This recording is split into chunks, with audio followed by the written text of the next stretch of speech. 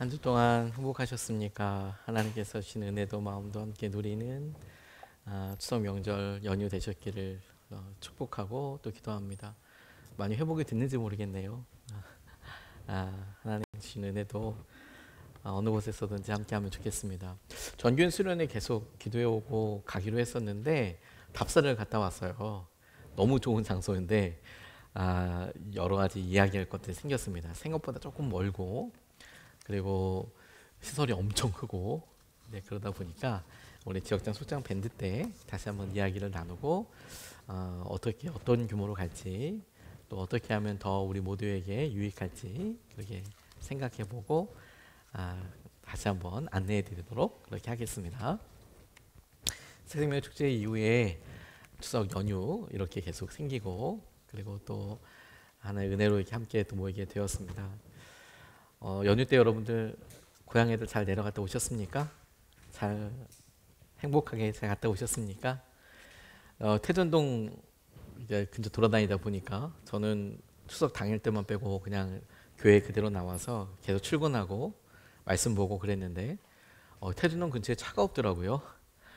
집에서 여기까지 오는데 차를 한 대도 못 만난 적도 있었습니다. 다들 어디 가셨나 모르겠어요. 골목 들 때마다 주차할 데 없어서 막 그랬는데 차가 한 대도 없어서 진짜 깜짝 놀라고 그랬습니다. 고향에 내려가실 때 여러분 혹은 가족들과 만나실 때 혹시 마음이 어떠셨는지 잠깐만 다시 떠올려 보면 좋겠습니다. 가족들 만날 때 여러분들 마음이 기대감과 사랑으로 가득한 그런 시간이셨나요? 아니면 솔직히 조금 부담스러운 부분들이 있으셨나요? 마음을 미세하게 돌이켜보면 부모님을 섬기고 사랑하는 것은 너무 중요하지만 형제 자매들과 어떻게 할지 방법을 하면서 혹시 속상한 일은 없으셨는지 오고 가는 시간을 두고 결정하고 생각할 때 부부나 가정의 여러 우선순위를 정하다 보면 혹시 마음 상하는 일은 없으셨는지 그래서 부담스럽지는 않으셨는지 아니면 지난 설 때 잠깐 그냥 딱 그렇게 말하고 헤어졌던 것들 때문에 혹시 이번 추석 연휴를 마주하면서 조금 쭈뼛쭈뼛되지는 않으셨는지 어떤 분이 저한테 이렇게 말씀하셨던 게 기억에 남습니다. 명절이 다가오면 가슴이 답답해져요. 명절이 다가오면 가슴이 답답해집니다. 뭐 사랑해야 하는 거 알겠는데 근데 잘 안 느껴지고 그리고 그런 일들 때문에 어떤 때는 자기를 탓하게 되는 그런 일이 있다고 말씀하시는 분을 제가 만난 적이 있습니다. 오늘 그런 분들에 대해서 우리가 좀 말씀을 통해서 같이 나누고 싶습니다. 하나님께서 우리에게 주신 가장 놀라운 축복이 첫 번째 선물이 관계, 우리가 부부가 만나고 자녀가 만나듯 아니 태어나자마자 부모님을 만나듯 하나님을 만나는 이것이야말로 하나님이 주신 놀라운 첫 번째 선물이다. 이런 말씀을 지난번에 나눴었는데요. 그 사랑이 그 관계가 풍성해지기 위해서 하나님 우리에게 주신 첫 번째 마음과 영적인 감각이 사랑이라고 싶어요. 근데 이 사랑이 참 많이 흔들립니다. 우리가 만약 이것에 어떤 잴 수 있는 게이지가 있다면 눈금이 있다면 사랑만큼 왔다 갔다 하는 게 없지 않을까 싶어요. 무엇을 향한 마음도 의지도 그렇지만 사랑은 참 쉽지 않은 부분이 있습니다. 그리고 우리가 그냥 경험적으로 느끼는 것은 사람들마다 각각 다른 사랑의 동심원이 있다는 것을 우리가 경험적으로 알게 돼요. 그게 진리다라는 게 아니라 경험적으로 무슨 말인고 하면 우리가 재정이나 시간을 쓸 때를 보면 어쩔 수 없이 제일 먼저 우리 가족들을 배려하고 함께 나누게 되겠고 그리고 뭐 부모님 혹은 그 친지들 그리고 뭐 사랑하는 이들 각 사람들마다 약간 차이가 있을 수 있겠지만 우리도 모르게 동심원이 이렇게 생겨서 관계에서 제일 친한 사람들 조금 더 마음은 있지만 여력이 없는 사람들 이런 사람들이 자연스럽게 생기고 그 어디매쯤에서 우리가 항상 늘 자책하죠. 나 왜 이게 사랑을 조금 더 친절하게 말할 걸. 뭐 1년에 한 번 만나는데 혹은 계속 만나는데 이번 연휴도 이렇게 오랜 시간을 보냈는데 좀 말이라도 격려라도 한 번 더 할 걸 이런 생각을 하게 돼요. 이 관계의 거리와 사랑을 표현하는 것에 있어서 우리는 늘 고민합니다.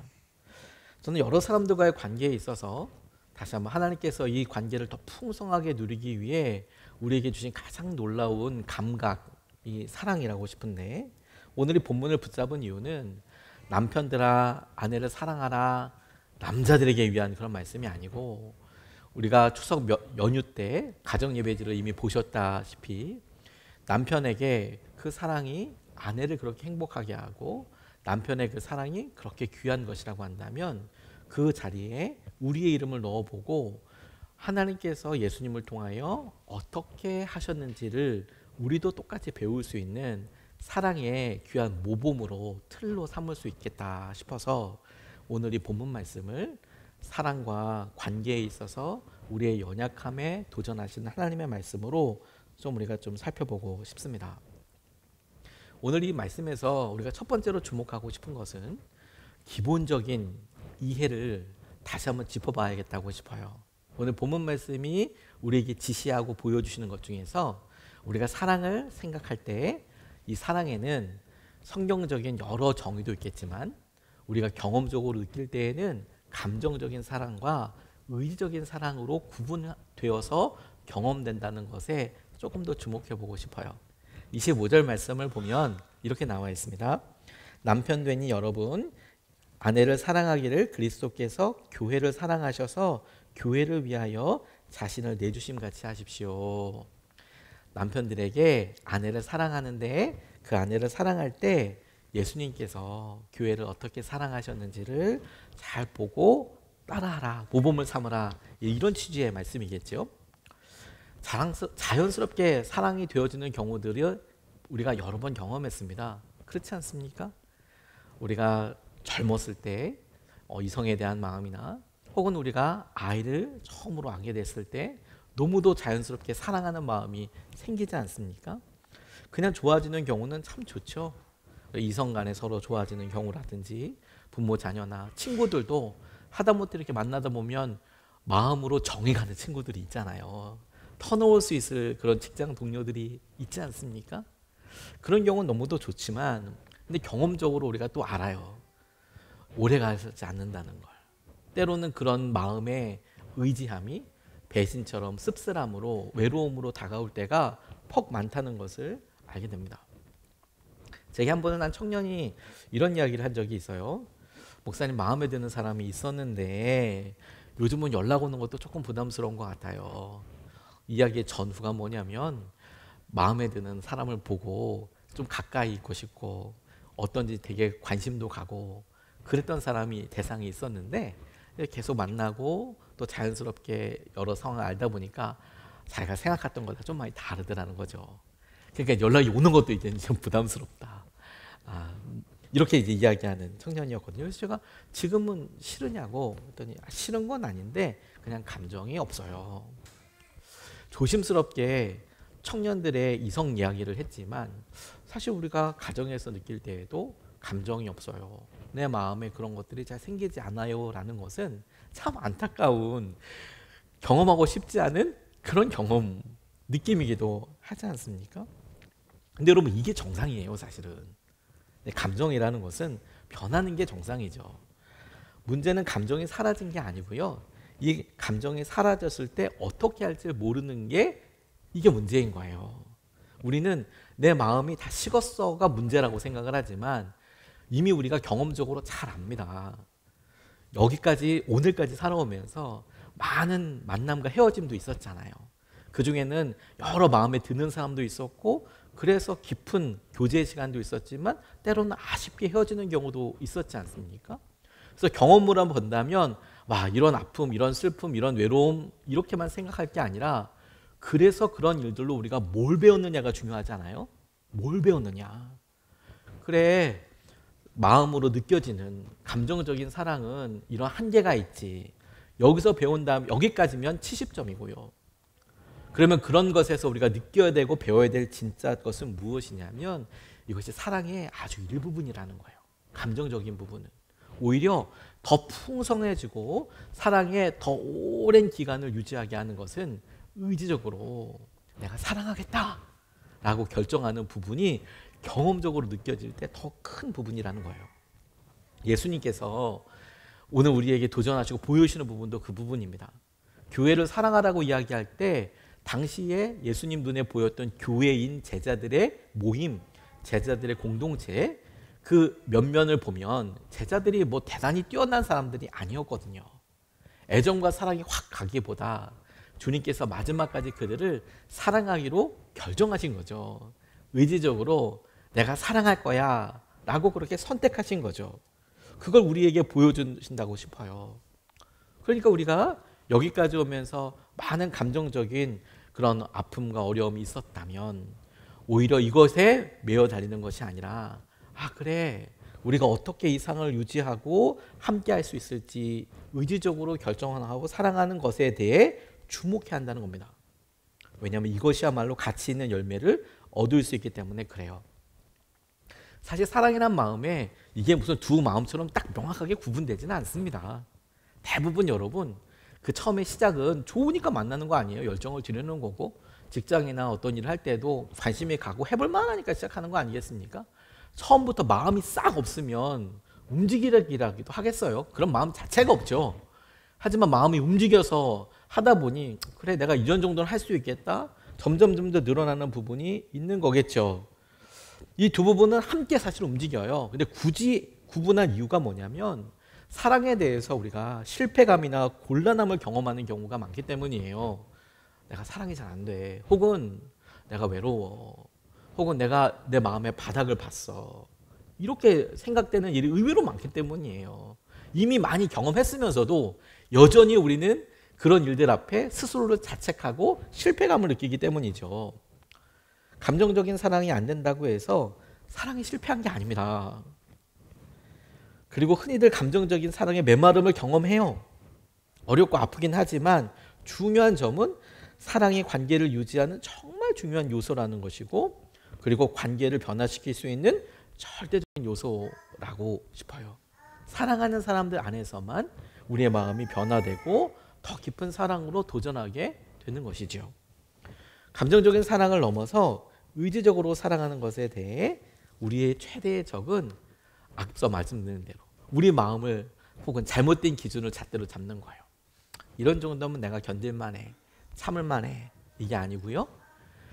내게 변하지 않는 영원한 원천 안식처를 찾는 것이 중요한 거죠. 그리고 의지적으로 사랑하려고 애를 쓰다 보면 그것도 금방 지쳐요. 내가 또 계속 해봐야지. 이렇게 하다 보면 사랑해야지 하는데 연료가 금방 닳는 거죠. 이유는 말씀드렸죠. 우리의 마음에 감정에서 시작된 사랑이 우리는 연료라고 생각하거든요. 그래서 이런 마음이 풍성해져야 이 사랑이 오래 간다고 생각해요. 아니에요, 여러분. 감정은 어떤 결과일 뿐이고요. 진짜 연료는 하나님의 사랑이에요. 이 사랑이 지속적으로 이끌어가게 되는 것은 우리가 정말로 좋은 일을 발견해서라기보다 그 일이 물론 큰 힘의 동력이 시작할 때는 될 수 있지만 정작은 고비들마다 우리가 의지적으로 우리가 믿음으로 결단해서 사랑하겠다고 지켰던 굳은 고백이 정작 이 사랑을 이끌어가는 거거든요. 얼마 전 서울에서 불꽃놀이가 그렇게 아름답게 있었다고 해요. 저도 짧은 동영상 클립이랑 사진으로만 봤는데 그렇게만 봐도 너무 예쁘더라고요. 아무리 예쁜 불꽃놀이도요, 그 불꽃놀이 그 불로 라면 하나 끓일 수 없습니다. 그냥 뻥 터져서 세상 아름답고 온 밤하늘을 다 채우는 것 같지만 꽤 요즘은 그래도 수초가 몇 초가 지나도록 이렇게 하늘을 환하게 밝히기도 하지만 그거 하나 가지고 우리가 라면 하나 끓여 먹을 수 있는 그런 열량도 되지 않아요. 정작 여러분, 우리의 삶에서 우리의 밥이 되고 끼니가 되는 것들은 그릇에 가려서 보이지도 않는 조그만한 불들이 지속적이고 뜨거운 열을 발하는 그런 불들이 우리에게 정말로 도움이 되는 일상을 채우는 소중한 힘이고 원천이 되는 것이죠. 감정적인 사랑이 아주 뜨거운 아름다운 불꽃놀이라면 우리에게 우리 마음속에 있는 예수님을 닮아가는 사랑은 우리에게 은근한 힘과 능력이 주는 사랑의 원천이 되는 겁니다. 그런 의미로 하나님을 사랑하는 것이 얼마나 중요한지 마음에 새기는 것이 우리에게 꼭 필요하다고 싶어요. 우리가 우리의 마음을 계속해서 잡고 내가 이래 실패했어, 이게 아니라 그러면 우리에게 진정한 사랑의 원료가 되는, 나는 어떤 사람인지를 떠올려보고 어떤 사랑을 받았는지, 어떻게 사랑하고 있는지, 이런 부분을 점검해 볼 수 있겠다고 싶어요. 하나님을 사랑하는 것이 얼마나 중요한지 우리의 마음에 새겨봅니다. 26절, 27절 말씀에 이렇게 나와 있어요. 그리스도께서 그렇게 하신 것은 교회를 물로 씻고 말씀으로 깨끗하게 하여서 거룩하게 하시려는 것이며, 티나 주름이나 또 그와 같은 것들이 없이 아름다운 모습으로 교회를 자기 앞에 내세우시려는 것이며, 교회를 거룩하고 흠이 없게 하시려는 것입니다. 주님께서 교회를 사랑하셔서 우리에게 주신 은혜는 그냥 일반적인 사랑에서 머무는 것이 아닙니다. 우리를 변화시키는 사랑이에요. 주님 우리를 사랑하신다라고 이야기할 때 그 사랑은 그냥 다만 우리의 모습을 그대로 보여주시는 그런 모습에 머물지 않고 이것을 변화시키는 모습이라는 거예요. 오늘 본문에서 저는 이런 것을 주목해 봤어요. 다시 한번 보면 교회를 물로 씻고 씻어주시는 사랑이고, 말씀으로 깨끗하게 하시는 사랑이고, 거룩하게 하시는, 그게 뭐냐? 주님이 사랑하시는 그 사랑으로 우리가 물로 씻긴 것처럼, 깨끗하게 되는 것처럼, 거룩하게 되는 것처럼. 그러니까 이 사랑은 다만 어떤 상태를 말하는 것이 아니라 이 사랑을 통해서 그 전과 후가, 더러웠다면 깨끗해지고 거룩하지 않았다면 거룩해지고, 혹은 하나님께서 주신 약속을 못 누렸다면 누리게 되는 굉장히 중요한 역할을 하는 그런 과정이 되는 거죠. 저는 그 중에서 26절 말씀에 말씀으로 라는 말이 특별하게 다가왔는데요. 이 부분을 그리스어로 보면 레마티라고 하는데요. 헤마티라고도 읽을 수 있고 헤마티, 레마티라고 읽어야 우리가 조금 더 익숙하겠다 싶어요. 레마라는 말씀의 변형이에요. 레마티라고 이야기하는 것은. 원어 그대로 설명하면 말씀 안에서, 말씀 안에, 이런 뜻이겠습니다. In the words, 이렇게 영어로 표현할 수 있을까요? 그러니까 주님께서 우리에게 주신 성경 말씀은 로고스라고 하고요. 이 레마라는 말씀은 뭐냐면 우리 앞에 선포된 말씀, 우리가 약속으로 붙잡은 말씀을 레마, 성경 말씀을 레마라고 이렇게 이야기하거든요. 근데 주님이 사랑을 이야기하면서 너희들이 말씀으로 깨끗하여진다라고 할 때 엔 레마티, 내가 말씀 안에 머무는 것으로 인하여서 변화되게 될 것이다, 이렇게 말씀하시는 거예요. 깨끗하여지겠다, 이렇게 말씀하시는 거예요. 레마의 말씀을 가만히 생각해 보면 사랑 역시 끊임없이 레마의 말씀이 우리 삶에서 어려울 때마다 떠오르고 생각나듯이 주님께서 주신 말씀이 우리에게 끊임없이 기준이 되고 우리를 살리는 은혜의 통로가 돼요. 심리학자들이 연구를 하다 보니까 우리 인간들이 하루에 6만 번 정도의 생각을 하게 된답니다. 6만 번. 꽤 많이 하죠. 인지과학자들이 그런 거 세고 있나 봐요. 6만 번 정도 생각을 하는데 심리학자들이 연구하면서 밝혀낸 게 뭐냐면 그중에 95%는 100개면 95가지 생각은 어제 했던 생각이라는 거예요. 별반 다르지 않다는 거죠, 사실. 그러니까 우리가 오늘 생각하는 것 중에 95%는 어제도 했던 생각이고, 조금 조심스러우면 일주일 전에도 했던 생각이고, 그리고 1년 전에도 했던 생각일 수 있다는 거예요. 그리고 이걸 조금 더 확장시켜 보면 오늘 우리가 하고 있는 생각을 아마도 내일도 할 거예요. 그리고 일주일이 할 가능성도 굉장히 높죠. 그리고 나머지 5%도요 별반 다르지 않대요. 새롭게 하는 것도. 생각하는 인문학이라는 책에 보니까 그렇게 나와 있더라고요. 그리고 가만히 고민해 봤어요. 우리 안에 특별히 선한 게 없지 않습니까? 생각에? 그러니까 우리는 계속 생각하면서 뭐 선하게 고민한다고 하지만 계속 거기서 맴맴하는 거예요. 내가 건강을 위해서 뭘 해볼 거야. 내가 미래를 위해서 이런 일을 준비할 거야. 라고 하지만 그 생각이 오래가지 않는 이유는 생각의 덩어리가 있으면 어제 했던 생각, 그걸 오늘도 그냥 그대로 다 갖고 와서 생각하기 때문이고, 그게 고민거리이기 때문이죠. 염려, 걱정이 딱 그래요. 어제 했던 염려를 오늘도 사실 하죠. 사실 그 염려를 생각해보면 일주일 전에도 했어요. 그리고 대부분의 고민은 1년 전에도 했던 거예요. 그리고 조금 안타깝지만 아마도 내일도 하게 될걸요. 그리고 진짜 불행하다고 느껴질 만큼 일주일 후에도 하게 될 수도 있어요. 계속. 왜? 우리 안에 별다른 선한 생각이 없거든요. 그래서 외부로부터 오는 강력한 선한 기준이 되는 생각이 필요해요. 그게 레마의 말씀이에요. 내 안에서 어떤 것이 있는 게 아니고요. 성경 말씀, 하나님으로부터 우리에게 약속의 말씀이 턱 다가와요. 이건 내 생각이 아니죠. 너는 복된 자야. 너는 이러이러한 약속을 가졌어.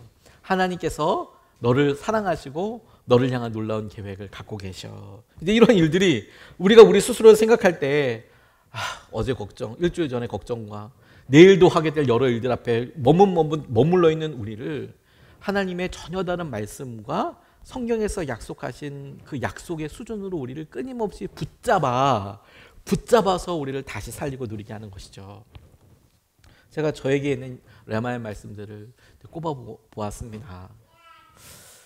제게 두신 여러 약속의 말씀 중에 저는 오늘 말씀을 묵상하면서 저희 아버지 레마의 말씀, 저도 그렇게 약속의 말씀으로 붙잡았던 말씀 한 구절이 제일 먼저 턱 생각나더라고요. 신명기 33장 29절 말씀에 나와 있는 이스라엘이여 너는 행복한 사람이로다 라는 말씀입니다. 예전 성경으로, 개역 한글 성경으로 보면 이스라엘이여 너는 행복자로다 이 말씀이고, 세번역 성경으로 보면 이스라엘아 너희는 복을 받았다. 주께서 구원을 받은 백성 가운데서 어느 누가 또 너희와 같겠느냐. 그분은 너희의 방패이시오 너희를 돕는 분이시며 너희의 영광스러운 칼이시다. 너희의 원수가 너희 앞에 와서 자비를 간구하나 너희는 그들의 등을 짓밟는다. 그런데 이스라엘아 너는 복을 받았다. 저희 아버지의 레마의 말씀이기도 한데 저희 아버지가 이걸 언제 붙잡고 언제 이 말씀을 깊이 생각하셨는가를 보니까 저희 아버지 삶에서 가장 힘드셨던, 목회에서 가장 힘드셨던 순간에 이 말씀을 붙잡으셨어요. 교회도 너무 힘들고 그리고 어떻게 해야 될지도 모르겠고 건강도 관계도 아마도 그때는 만만치 않게 다 힘드셨을 거라는 거를 제가 이제 아버지 나이 그 즈음을 이제 경험해 보니까 진짜 힘드셨겠다. 이제 깨달아지는 부분이, 보여지는 부분들이 정말 많거든요. 근데 제가 이렇게 봤을 때, 그때는 어떻게 버티셨을까? 그렇게 미자립 교회에서 오랫동안 목회하시면서 어떻게 그 시기를 보내셨을까? 그런데 항상 이스라엘이여 너는 행복자로다. 예전 성경으로 보면 이스라엘이여 너는 행복한 사람이로다. 예배 때마다 외치게 하시고, 그리고 주일 설교 제목이 본문이 어떤 것이든 사도행전이든 마가복음이든 이사야건 저기 창세기건 무조건 설교 제목은 이스라엘이여 너는 행복자로다였어요. 1년 이상을 계속 그렇게 설교하셨어요. 절박하기 때문이었겠죠. 근데 지나놓고 보니 우리가 보여지는 마치 믿음이 보이는 것들, 보이지 않는 것들이 실상이요, 바라는 것들이 분명하게 우리에게 나타나는 그런 영적인 감각이듯이 약속의 말씀이 우리 가운데 우리의 삶을 그대로 붙잡아주는 선한 기준이 되는 것이죠. 그게 여러분 우리에게 너무 중요한 거예요. 가만히 두면 우리의 생각은 끊임없이 부정적으로 혹은 안 좋은 쪽으로, 극단적인 쪽으로 그냥 가거든요. 근데 이 레마의 말씀은 우리가 하나님께로부터 어떤 사랑을 받고 있는지를 생각해 보면 더욱 생생하게 느낄 수 있어요. 제대로 된 사랑을 경험하고 나면 삶의 중요한 부분들의 의미를 알게 되었던 그런 때를 마주하게 됩니다. 여러분들에겐 그런 때가 언제이십니까? 저는 이 말씀과 함께 야곱을 떠올려 보게 됐어요. 야곱은 성경에서 참 유명한 사람이지 않습니까? 그가 아버지 이삭에게서 축복받는 쌍둥이의 동생으로 태어나 이삭에게서 사랑도 받았을 거예요. 리브가에게서 사랑도 받고요. 근데 에서가 조금 더 아버지한테 사랑받았던 것 같아요. 그런데 축복하겠다, 장자의 축복 주겠다는 말, 그 말에 확 마음이 쏘여서 아버지 속이고 대신 장자의 축복받고 도망가지 않았습니까? 근데 그의 여러 삶의 여정 중에 가만히 보면 창세기 약복강에서 씨름하는 장면이 저는 딱 떠오르고 제일 마음에 남더라고요. 처음엔 이해가 되지 않았어요.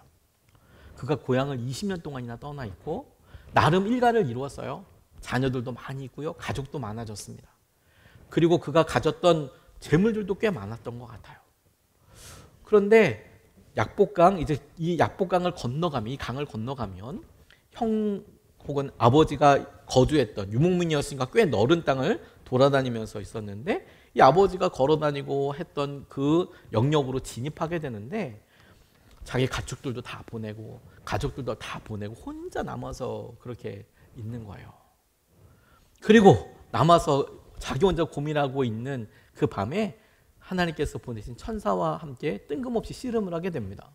저는 말씀을 가만히 보면서 이 씨름이 도대체 이 맥락이 갑자기 와서 왜 씨름을 하지?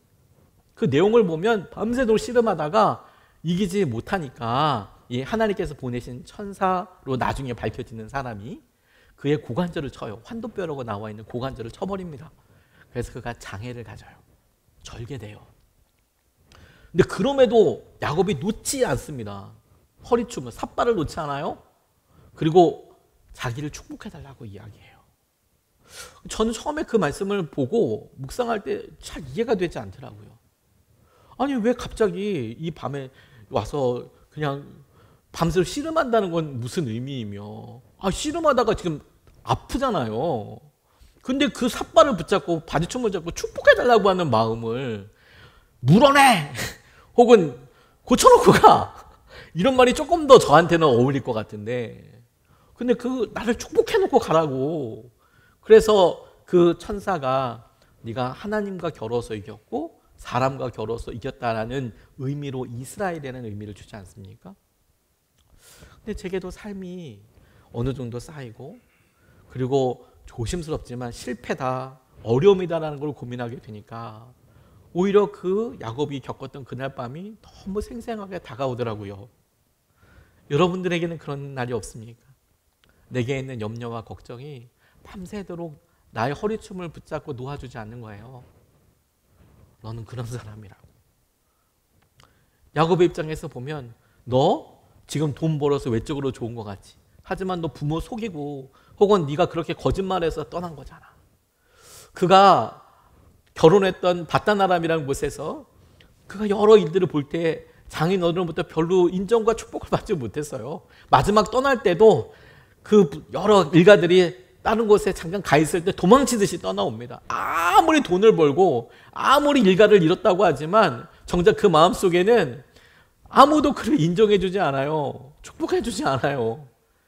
자기가 집을 떠날 때 아버지가 축복해줬지만 그 축복의 내용도 사실은 억지로 받은 거예요. 이미 아버지를 속여서 장자의 축복을 받았으니 떠나간다는 그를 이삭이 축복을 해주었지만 정말 진심으로 자발적으로 축복해주거나 그러지 않았던 것처럼, 아니 평생 그게 고민이었을 것 같아요.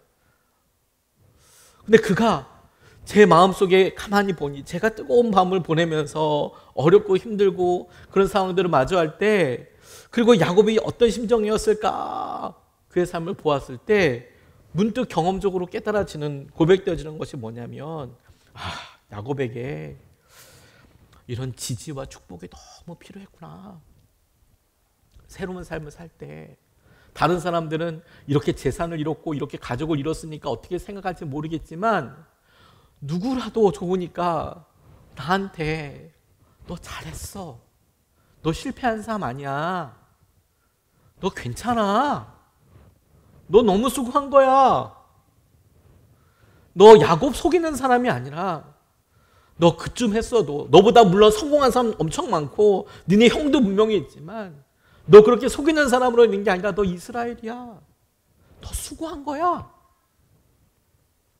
그에게 이런 자그마한 지지와 축복이 너무도 필요한 거예요.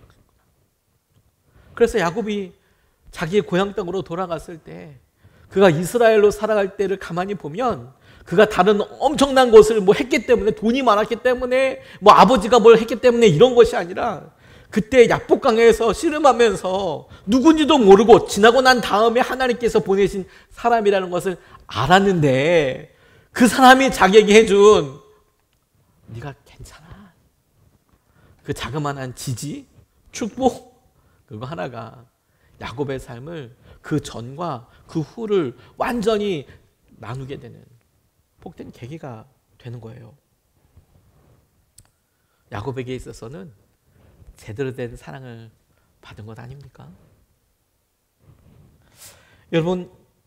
여러분을 사랑하시는 하나님이 계세요. 그리고 아마 여러분들에게 오늘 이렇게 이야기해 주실 것 같아요. 야, 너희들 괜찮아. 괜찮아. 수고했어. 수고했어. 누군가 나를 조건 없이 있는 그대로 받아준 경험? 주님이 그렇게 해주셨어요. 근데 그런 경험을 생각해 보면 비로소 우리도 다른 사람들을 사랑할 수 있게 돼요. 비로소 우리도. 사랑을 받아본 사람이 사랑을 할 줄 알게 되죠. 그게 사랑이 사랑을 알아가게 하는 거예요. 그래서 하나님의 사랑이 우리 삶의 사랑의 의미와 능력을 깨닫게 하는 겁니다. 요한일서 4장 7절, 8절 말씀은 이렇게 증거합니다.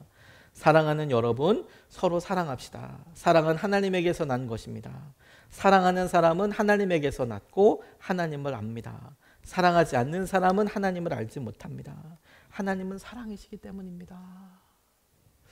하나님은 사랑이다 라는 표현을 가만히 보며 우리는 추석 연휴나 혹은 우리가 배우자를 생각하면서나 부모님을 생각하면서나 친구들을 생각하면서 나는 고민이 되고 실패하고 감정적으로 힘들고 어렵거나 이런 여러 일들을 보면서 난 잘 안 되나 보다라고 생각하기 전에 이런 고민을 왜 하고 있지? 이런 고민에 대해서 조심스럽게 하나님은 그런 걸 사랑이라고 말씀하시는 거구나. 내 안에 이런 몸부림과 이런 것에 대한 갈망이 있다면 이게 크다 작다를 떠나서 하나님의 사랑인 것은 분명하구나. 그리고 나아가 그게 하나님의 사랑이라면 오늘 본문 말씀을, 오늘 요한일서 말씀을 그대로 통하여서 하나님이 내 안에 계시구나. 그래서 우리 안에 있는 사랑의 크기에 상관없이 우리 안에 계신 하나님을 힘입어 우리가 다시 한번 사랑을 해보고 하나님 은혜를 누릴 수 있도록 나아가 보는 것이죠. 그러면서 그렇기 때문에 다시 우리가 한 번도 사랑해보지 않았던 것처럼 사랑해보고 싶습니다. 어제까지의 우리는 사랑에 있어서 우리가 어떤 점수를 주든 실패자든 성공자든 무엇이든 오늘의 특별한 새로운 사랑을 위해서 우리에게 모든 것은 영적인 훌륭한 자산이고 훈련이었고 연습이었고 오늘 최고로 좋은 사랑을 하기 위한 꼭 필요한 과정이었던 것이라 고백하면 좋겠어요. 다시 25절 말씀을 보면 남편 되니 여러분 여기에 우리 이름을 넣어보고 아내를 사랑하기를 우리를 힘들게 하고 우리를 외롭게 하는 그 사람을 떠올려보고 사랑하기를 그리스도께서 교회를 사랑하셔서 교회를 위하여 자신을 내주심같이 하십시오. 이것은 마음에 뜨거운 사랑과 열정이 있어서 하면 제일 좋겠지만 나를 배신하고 힘들어 보여도 오늘 내가 그와 함께 밥을 먹고 그를 위하여 축복하고 그와 함께하는 것으로 누리게 되는 그런 도전이 되는 거예요. 사랑은 실제로 표현하지 않으면 알아듣지 못하는 것이 정상입니다. 당연하지 않습니까? 알아들을 수 있는 말로 분명하게 사랑한다고 말해 주는 것이 필요해요. 그리고 다양한 방법으로 사랑을 표현하는 것도 아주 중요합니다. 포기하지 않는 것만큼이나 표현하는 것이 너무 중요해요. 하나님을 사랑하는 마음으로 주위 사람들을 사랑하는 연습을 하는 거예요. 그런 의미로 이 사랑이 연료가 되는 거예요. 하나님의 사랑이 우리 안에 연료가 되고 하나님께서 하시는 것을 보게 되는 거죠. 우리가 우리 자신을 보고 우리 마음을 평가해서 나는 사랑이 없어가 아니라 하나님은 우리의 상황과 상태를 잘 아신다. 이런 확신과 함께 그러면 하나님께서는 우리가 사랑할 수 있다라고 확신도 갖고 계시는 거예요. 우리가 봤을 때는 아닌데 근데 우리는 하나님의 평가를 받아들이는 거죠. 그러면 주님이 이런 연약한 모습을 바꾸셔서 우리를 사랑하는 사람으로 바꾸어 가신다는 거예요. 우리는 사랑하면 어머니가 많이 떠오르잖아요. 근데 하나님은 아버지시잖아요. 물론 어머니라고 부르는 이상한 이단도 있지만 아버지는 사랑보다는 뭔가 좀 공의와 이래 보이는데 저는 그게 우리 삶에 약속되는 하나님의 선포와도 같다고 싶어요. 아버지인 우리가 혹은 사랑에 서투른 우리가 사랑하는 것을 배워서 사랑하게 되는 거 결국에는. 제가 저희 아버지 어머니를 통해서 이런 일을 경험한 적이 있는데요. 어머니가 급하게 응급실에 입원하셨다는 소식을 듣고 걱정이 많이 되더라고요. 그래서 급하게 병원을 가야 될 그렇게 된 적이 있었습니다. 당시 저는 성남에 살고 있었는데 부모님은 저 고대 안암동 근처에 살고 계셨기 때문에 급하게 응급실에 고대 안암병원에 가게 되셨어요. 큰 병은 아니었어요. 감사하게도 통증의 원인을 찾았고, 원인을 찾았으니까 치료법도 있고, 통증이 사라진 건 아니지만 이건 이러이러한 병이고 이렇게 치유를 받으면 됩니다. 그러니까 이렇게 치료를 하겠습니다. 이런 결과가 나온 셈이니까 큰 병이라고는 아니었어요. 오히려 이제 병명이 나오지 않을 때가 진짜 겁나는 거죠. 응급실까지 실려갔는데 병명을 모르면 진짜 이러면 MRI부터 다 찍어야 되잖아요. 겁나는데 그게 아니라 그냥 다 아프지만 그래도 병명이 결정이 됐어요. 이미 아버지가 뇌출혈 한번 쓰러진 적이 있으셨기 때문에 당시에 계속 운동을 해오셨던 터인데 어머니 때문에 너무 제가 보니까 어머니가 걱정되는 게 아니라 어머니와 함께 응급실에 가 있는 아버지가 걱정이 되는 거예요. 아버지가 뭐 어쩔 줄 몰라 하시는 거예요. 전화 통화하는데 뭐 횡성수를 하시면서. 그래서 토요일 날 아무리 바빠도 그냥 다 다른 사람한테 좀 부탁드리고 최대한 빨리 병원으로 갔습니다. 그러니까 이미 갔는데 예상했던 대로 어머니께서 이미 주위에 있는 모든 분들을 다 인사하고 제가 가니까 의사 선생님도 소개시켜 주시고 간호사 선생님도 소개시켜 주시고 도대체 왜 인사를 했는지 모르겠는데 아무튼 응급실 사람들은 이미 다 병명도 다 알고 계세요. 옆에 있는 사람들이 다. 근데 정작 아버지께서는 옆에서 막 너무 힘들어하고 계시는 거예요. 식사하셨냐고. 아침도 못 먹고 점심도 못 먹었다고 해서 제가 점심 사드리겠다고 나왔습니다. 그래서 감자탕 집에 들어갔어요. 고대 근처에 이제 들어갔는데 식사를 못 드시는 거예요. 밥 숟가락을 못 드시는 거예요. 너무 힘들어하시고. 그래서 저한테 이런 얘기 하셨어요. 평생 잊지 못할, 우리가 생각하기에 하나님께서 이 세상의 사랑을 알리시기 위하여 사랑 많은 사람을 데려다가 이게 사랑이야 이렇게 보여주면 하나님의 사랑이 우리는 그렇구나 이렇게 알게 될 거라고 생각을 하지만 근데 하나님의 방식은 많은 경우에 그렇지 않더라는 거예요. 오히려 아버지가 저한테 이런 얘기 하신 것처럼 아버지와 같이 저희 아버지 당신을 지칭하면서 사랑 없는 사람을 데려다가 사랑을 부어주시고 어줍지 않게도 사랑하도록 하셔서 하나님의 사랑을 전하게 하는 거야. 하나님은 그런 방법을 많이 쓰시더라. 제가 그 말이 너무 평생에 남아요.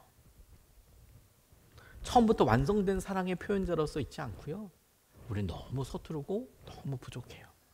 그런데 우리가 고난을 겪고 그래서 아버지 어머니의 마음을 알아가고 하나님의 마음을 알아가고 그렇게 알아가서 배우고 알아서 하지 못했던 우리가 떠듬떠듬이어도 조심스럽게 말을 건네요. 그것을 통해서 하나님께서 봤지. 사랑은 크기가 아니라 우리의 비포 전에 일했던 사람이 하나님께서 주신 사랑으로 말미암아 전혀 다른 어떤 행동을 하게 되는 것을 통해 사랑이 무엇인지를 보여주는 거예요. 박상미의 가족 상담소라는 책을 보니까 이 박상미라는 분이 개인의 가족 관계에서 있었던 일을 참 공감 있게 이렇게 소개를 하셔서 여러분들과도 나누고 싶어요. 이분이 외할머니 이야기를 하셨어요. 외할머니와 어머니. 외할머니가 이분 글을 인용해 보면 저희 외할머니는 90세에 돌아가시기 직전에 평생 처음이자 마지막으로 70세의 딸에게 편지 한 통을 써주셨어요. 외할머니가 90세, 어머니가 70세. 당시에는 조금 일찍 결혼하셨잖아요. 이 편지는 수가로 시작됩니다. 영숙인지 명숙인지는 모르겠지만 이름이 숙자로 끝나나 봐요. 수가 이렇게 시작이 되는데 이 시기가 이 외할머니가 정신이 맑지 않을 때였대요. 조금 맑은 정신이 돌아왔을 때 이 할머니가 9번, 10번 도전해서 마지막으로 완성해낸 편지 한 장에 보니까 깨알 같은 글씨가 빼곡하게 쓰여 있더라는 거죠. 빼곡하게. 이 편지를 읽은 70세의 딸이 통곡을 합니다. 90세 엄마한테 받은 이 편지는 70세 딸이 읽고 엉엉 울었대요. 그래서 이 70세에 울고 있는 그분의 딸이 엄마, 할머니가 뭐라고 썼어 도대체? 궁금하잖아요. 편지에 도대체 뭐라고 썼길래 그렇게 썼냐고 물어보니까 이 엄마가 울면서 말씀하시더라는 거예요. 할머니가 엄마를 사랑한대, 이렇게 이야기를 해줬대요. 그래서 이 편지가 궁금하잖아요. 그래서 사랑한다는 단어를 찾기 위해서 10번, 11번을 계속 이 편지를 읽었대요. 근데 이 편지에는 사랑이라는 단어가 단 한 번도 등장하지 않더라는 거예요. 이 편지에는 미안하다라는 단어밖에 없더라는 거예요. 이런 내용입니다. 수가, 내가 너를 6.25 때 낳고 고생만 시켰다. 잘 키우려고 칭찬 한번 하지 않고 야단만 친 거 미안하다. 엄마가 너무 부족해서 그게 잘 키우는 것인 줄 알고 몰라서 그랬다. 미안하다. 용서를 빈다. 엄마가 죽어도 너는 잘 살아라. 여러분, 이 편지에 사랑이라는 말이 어디 있습니까? 그런데 사랑이라는 단어가 단 한 번도 나오지 않았지만 딸이 엄마의 마음을 해석해낼 수 있었던 건 진심의 사과와 부모의 사랑을 해석할 수 있는 눈이 그 사과로 인해서 띄어졌기 때문이에요. 아, 우리 엄마는 이렇게 표현하는구나. 딸이 비로소 평생 오해했던 엄마의 사랑을 깨닫게 된 거죠. 진심의 사랑과 사과가 사랑을 해결할 수 있는 눈을 뜨게 하는 거예요. 여러분, 오늘 제목을 다시 한번 떠올려 보면 좋겠습니다. 한 번도 사랑해 보지 않았던 것처럼 사랑하기. 이게 무슨 뜻일까요? 과거의 상처와 실망을 내려놓고 오늘 처음 만난 사람처럼 새롭게 사랑해 보라는 거예요. 과거에 내게 이런 아픔과 어제까지, 혹은 내게 이런 말이 나게 꽉 박혀있는 가시처럼 힘들어도, 그래, 그것이 실패가 아니고 내 마음에 든 것이 실패가 아니고 그냥 결과일 뿐이죠. 근데 그게 사랑의 전부는 아니에요. 오늘 나는 선택할 수 있고 믿음으로 확정할 수 있어요. 주님이 주신 말씀을 붙잡을 수 있어요. 처음 배우자를 만났을 때나 그 설렘으로, 혹은 처음 아이를 품에 안았을 때 그 간절함으로 사랑하면 제일 좋죠. 근데 그렇지 않더라도 우리는 얼마든지 사랑할 수 있어요. 오늘 집에 가시면 한 번도 사랑을 표현해 보지 않았던 것처럼 표현해 보세요. 편지도 좋고 문자도 좋고, 사랑해, 고마워, 미안해, 어색하시죠? 그럼 밥 먹자라도. 밥 먹자. 맛있다. 나는 당신이 한 게 제일 맛있더라. 90세 할머니도 정신이 맑지 않은 상태에서 9번, 10번 도전해서 사랑을 표현할 수 있잖아요. 우리도 할 수 있습니다, 여러분. 우리도 얼마든지 할 수 있습니다. 왜냐하면 하나님은 사랑 없는 우리를 데려다가 사랑을 부어주시고 어줍지 않게라도 사랑하게 만드시는 분이시니까요. 그리고 우리와 함께 하시는 그분을 우리 안에 사랑을 통해서 하나님이라고 우리가 알게 하시니까요. 오늘 여러분 가운데 이 설교를 듣고, 그래, 내가 한 번이라도 말이라도 한번 해보자라는 마음이 든다면 그게 하나님의 음성임을 여러분 꼭 기억하십시오. 내가 내 아내에 대해서, 남편에 대해서, 자녀에 대해서 내가 이런 말이라도 하겠다라고 떠올랐다면 그게 하나님의 역사임을 꼭 기억하십시오. 성령이 비상하게 이끌어 가시는 것임을 부인하지 마세요. 그리고 그대로 따라갈 때 그것이 바로 하나님의 사랑이시라는 놀라운 증거를 우리 모두가 누리게 될 겁니다. 이 일을 위해서 우리가 같이 찬양하고 기도하고 싶은데요. 억지로 이런 것은 아니고 사랑은 되어지는 것이더라고요, 여러분. 그래서 뭐 엄청나게 막 이렇게 목숨을 내나 이렇게 하진 않습니다. 다만 여러분, 내가 정말 내 마음에 사랑의 연료통이 다 떨어졌다면, 감정이 다 닳았어 이제. 이제 한 20년, 30년 살았더니 감정이 없어, 이렇게 고민하지 마시고 그 안에 진짜 사랑의 연료통에 채워져야 될 하나님이 나를 어떻게 사랑하시고, 이것을 잠시 보세요. 그게 진짜 우리 마음의 연료통에 연료예요. 연료 확 타오르게 되는. 우리 같이 그것을 위해서 찬양으로 하나님을 사랑한다고 고백하고 그리고 우리 기도하겠습니다. 감사합니다. 오늘 속회 모임 때 이렇게 한번 나눠보십시오. 제가 오전에 1부 예배 때 우리 한 성도님께서 9.18 새생명 축제 때 가족들을 데리고 오고 싶었는데 오히려 그때 조금 속상한 일이 있으셨나 봐요. 그래서 속상해서 막 너무 마음 아파하시더라고요. 그래서 그렇게 마음 아파하는 게 사실 사랑의 시작이잖아요. 남편을 위해서 이렇게 기도하게 되는 게 사랑은 이미 시작됐습니다. 자, 그런 의미로 이렇게 세 가지 한번 나눠보시면 좋겠습니다. 또 말씀을 정리하면서도 한번 이렇게 말씀을 통해 질문해 보면 답을 써보시면 좋겠다고 싶어요. 첫 번째, 최근 들어 사랑의 연료통이 비어 있다고 느꼈던 때는 언제입니까? 나 힘이 된다. 사랑이 없다. 박박 긁어도 안 되겠다. 이런 느낌이 들 때 그때의 마음을 나누어 보십시오. 두 번째, 당신이 하나님의 사랑을 제대로 경험했던 적은 언제입니까? 그때 가장 놀랍게 변했던 부분은 어떤 부분입니까? 드라마틱한 사랑이 우리에게 있고 바꿀 수 있지만 사실 우리가 진심으로 느꼈던 사실 야곱의 삶에서 드라마틱한 순간이 많지 않습니까? 그런데 그 밤에 얼굴도 모르고 처음 만난 사람으로 받았던 작은 지지, 축복 그게 그의 평생을 바꾸잖아요. 우리에게도 하나님께서 이렇게 이끌어주실 때가 언제인지. 세 번째, 이번 주 한 사람을 딱 정해서 우리가 인류의 박의 정신으로 오늘 말씀을 듣고 내가 온 인류를 사랑해야지 이거 아니고요. 그런 건 못합니다. 우리는 온 인류는 다른 사람이 하라고 하시고 오늘 이 말씀을 듣고 딱 한 사람이 생각이 났다면 그 사람에게 우리 한번 어떻게 할 수 있을지 좀 결정해 보면 좋겠습니다.